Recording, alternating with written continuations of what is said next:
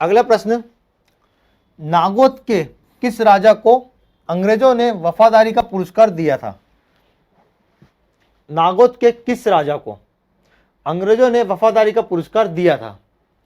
तो इसका उत्तर, इसका ऑप्शन है रघुराज सिंह, गरुल सिंह, महिपाल सिंह और राघवेंद्र सिंह। तो दोस्तों, नागौद के एक राजा थे जिन्होंने अंग्रेजों की सहायता की थी, इसीलिए अंग्रेजों ने उन्हें वफादारी का पुरस्कार दिया था। और काय में सहायता दी थी? कुंवर सिंह को पकड़ाने में। तो इनका आंसर सही है राघवेंद्र सिंह। राघवेंद्र सिंह। बघेलखंड के नागौद रियासत के शासक राघवेंद्र सिंह ने क्रांतिकारी कुंवर सिंह के विद्रोह को दबाने में अंग्रेजों की मदद की थी, इसलिए इन्हें वफादारी का पुरस्कार दिया गया था। कुंवर सिंह कौन सी रियासत से थे? नरसिंहगढ़। कौन सी रियासत से? नरसिंहगढ़ रियासत से संबंधित थे कुंवर सिंह। इनकी छतरी का है सीहोर जिले में। इनकी छतरी का है सीहोर जिले में। इन्हें क्या कहा जाता है? मध्य प्रदेश का प्रथम शहीद। आपसे प्रश्न बार बार पूछा जाता है कि मध्य प्रदेश का प्रथम शहीद कौन था? तो वो थे कुंवर सिंह। या मध्य प्रदेश का मंगल पांडे कौन थे? तो वो थे कुंवर सिंह। मध्य प्रदेश के मंगल पांडे। मध्य प्रदेश के मंगल पांडे कौन थे? कुंवर सिंह। और मध्य प्रदेश के प्रथम शहीद कौन थे? कुंवर सिंह। अगले प्रश्न पर आते हैं। टंटेविल को फांसी देकर अंग्रेजों ने उनके शव को कहां पर फेंक दिया था? यह प्रश्न है कि टंटेविल को फांसी देकर अंग्रेजों ने उनके शव को कहां पर फेंक दिया था? तो इसका आंसर, इसका ऑप्शन है भेड़ाघाट, सनावद, पाताल पानी या बड़वा। दोस्तों, इसका सही उत्तर है पाताल पानी। पाताल पानी कहाँ आता है? इंदौर जिले में। इंदौर जिले का महू के पास। टंटेविल। टंटेविल का जन्म 1840 में कहीं मिलता है, कुछ पुस्तकों में कहीं भी मिलता है 1842 में। तो ऑप्शन देख के आप इसका आंसर सही लगाइए कि 1840-42 में इनका जन्म खंडवा जिले की, खंडवा जिले की महत्वपूर्ण पंचायत है पंधाना।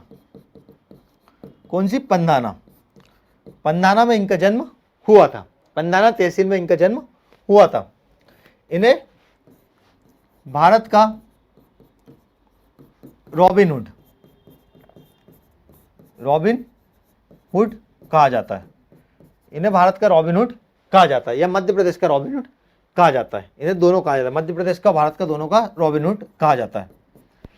साथ ही दोस्तों, लेकिन यहाँ पे एक और फैक्ट आता है कि निमाड़ का रॉबिन हुड किसे कहते हैं? तो निमाड़ का रॉबिन हुड कहते हैं भीमा नायक को। और मध्य प्रदेश का रॉबिन हुड किसे कहा जाता है? टंटेविल को। टंटेविल का जो शव था वो पाताल पानी के यहाँ पर इनको फिकवा दिया था अंग्रेजों ने, और यहीं पर आज भी ट्रेनें रुक के इनको सम्मान देती है। साथ में इनके नाम पर वर्तमान में जो इंदौर जिले का एक प्रसिद्ध चौराहा है, भंवरकुआ चौराहा, उसका नाम क्रांति सूर्य जन नायक टंटेविल चौराहा इनके ही सम्मान में रखा गया और उनकी मूर्ति की भी स्थापना इस चौराहे पर की गई है। भंवरकुआ चौराहे का नाम परिवर्तित होकर क्या किया गया? सूर्य नायक, जन सूर्य नायक टंटेविल चौराहा, इनका नाम किया गया।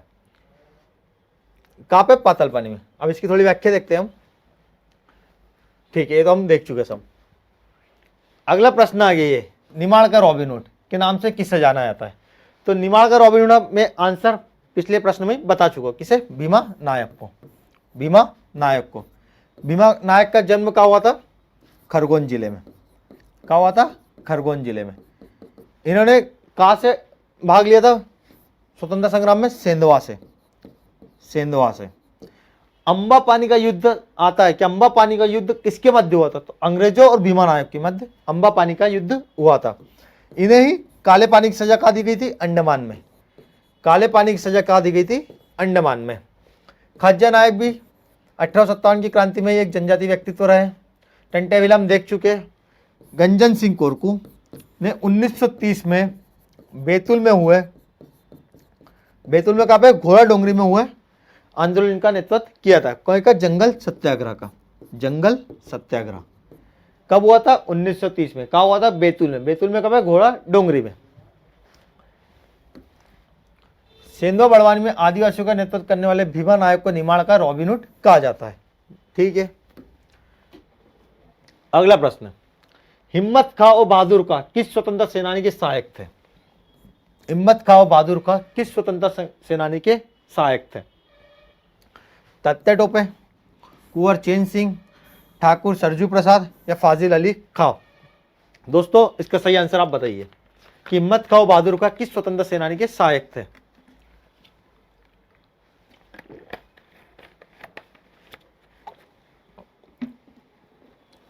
तो इसका उत्तर है कुंवर चैन सिंह।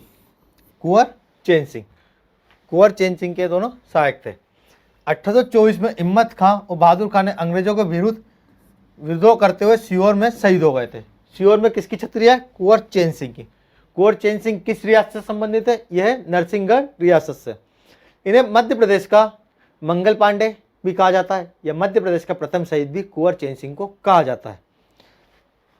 अगला प्रश्न, क्रांतिकारी चतुर नारायण मालवीय किस क्षेत्र से संबंधित थे? क्रांतिकारी चतुर नारायण तिवारी, चतुर नारायण होगा, चतुर नारायण तिवारी, चतुर नारायण मालवीय किस क्षेत्र से संबंधित थे? चतुर नारायण मालवीय किस क्षेत्र से संबंधित थे? तो इसका ऑप्शन है भोपाल, रीवा, जबलपुर या सागर। तो इसका आंसर है दोस्तों भोपाल से। कहां से संबंधित थे? भोपाल से। चतुर नारायण मालवीय का संबंध भोपाल से, जो 1948 में भोपाल राज्य का प्रधानमंत्री बनाया गया था। इन्हें 1948 में भोपाल राज्य का प्रधानमंत्री बनाया गया था और भारत में विलय में इनकी महत्वपूर्ण भूमिका रही थी। भोपाल के भारत में विलय में इनकी महत्वपूर्ण भूमिका रही थी। अगला प्रश्न देखते हैं, रीवा राज्य के किस राजा ने 1857 की क्रांति में अंग्रेजों का साथ दिया था? रीवा राज्य के किस राजा ने 1857 की क्रांति में अंग्रेजों का साथ दिया था? तो इसका ऑप्शन है नारायण सिंह, रघुराज सिंह, भरत सिंह या दुर्याप्रति सिंह। तो दोस्तों इसका आंसर है रघुराज सिंह।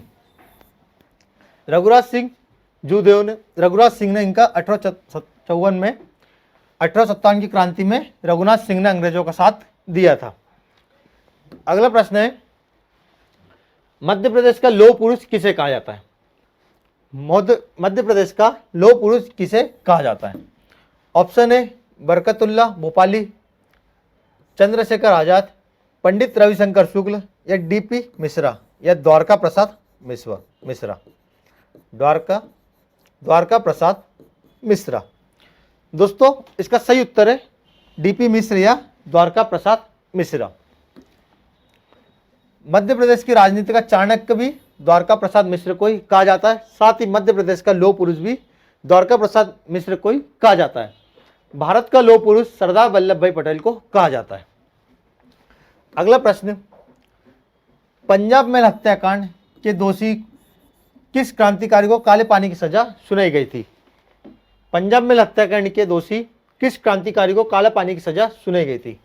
अब पंजाब मेल हत्याकांड कब हुआ था? पंजाब मेल हत्याकांड हुआ था 24 जुलाई 1931 को। 24 जुलाई 1931 को पंजाब मेल हत्याकांड हुआ था। तो इसके कौन कौन शामिल थे इसमें? यशवंत सिंह, दलपत राव, उदय नारायण तिवारी। ये तीनों पंजाब मेल हत्याकांड से संबंधित है। तो किस शासक को, किस क्रांतिकारी को काले पानी की सजा हुई थी? तो इसका आंसर है दलपत राव। दलपत राव। 1 दिसंबर 1931 को यशवंत सिंह और उदयनारायण तिवारी को फांसी दी गई थी और दलपत राव को काले पानी की सजा सुनाई गई थी। दोस्तों 1 दिसंबर नहीं होगा, 11 दिसंबर होगा। क्या होगा? 11 दिसंबर। किसे काले पानी की सजा दी थी? दलपत राव को। अगला प्रश्न है, भोपाल के जलियांवाला कांड के दौरान नवाबी सेना का अधिकारी कौन था जिसने भीड़ पर गोलियां चलाई थी? भोपाल का जलियांवाला कांड के दौरान नवाबी सेना का अधिकारी कौन था जिसने भीड़ पर गोलियां चलाई थी? तो इसके ऑप्शन है रिचर्ड ब्रेड, जाफर अली खान, मोहम्मद उस्मान या मिर्जा खां। तो दोस्तों इसका सही उत्तर है जाफर अली खां। जाफर अली खां। 14 जनवरी 1949 को मकर संक्रांति के दिन रायसेन के बरोसा गांव में नर्मदा नदी के तट पर तिरंगा फहराने के कारण भोपाल रियासत के नवाबी सेना के अधिकारी जाफर अली खां ने स्थानीय लोगों पर गोलियां चलाई थी उनकी हत्या कर दी गई थी। इसे भोपाल का क्या, भोपाल का जलियांवाला बाग हत्याकांड भी कहा जाता है। भोपाल का जलियांवाला बाग हत्याकांड भी कहा जाता है। और मध्य प्रदेश का जलियांवाला बाग हत्याकांड किसे कहा जाता है? चरण पादुका नरसंहार को। अगला प्रश्न, किसके प्रस्तावना अनुसार मध्य प्रांत के हिंदी भाषा क्षेत्र को महाकौशल नाम दिया गया? तो इसके ऑप्शन है राजेंद्र प्रसाद, विनोबा भावे, हरि सिंह गौर या डीपी मिश्र। डीपी मिश्र इसका सही उत्तर है, द्वारका प्रसाद मिश्र। 1930 में रायपुर राजनीति परिषद में द्वारका प्रसाद मिश्र के प्रस्तावना अनुसार मध्य प्रांत को हिंदी भाषी क्षेत्र महाकौशल नाम दिया गया है। महाकौशल नाम किसने दिया था? द्वारका प्रसाद